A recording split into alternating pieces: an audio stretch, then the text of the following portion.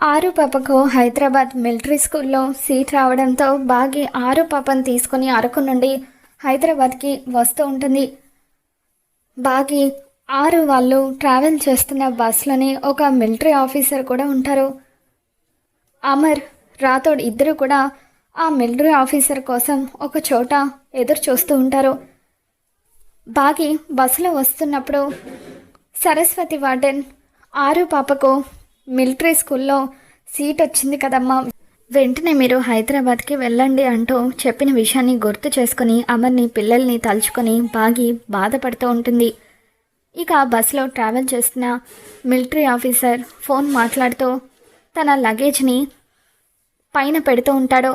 ఇక అతను అలా లగేజ్ పైన పెట్టడానికి ఇబ్బంది పడుతూ ఉండడంతో ఆరు పాప ఆ ఆఫీసర్తో నేను ఈ ఫోన్ పట్టుకుంటాను, మీరు లగేజ్ పైన పెట్టండి అని అంటూ ఉంటుంది. దాంతో థ్యాంక్స్ పాప అంటూ అతను ఆ బ్యాగ్ని పైన పెడుతూ ఉంటాడు.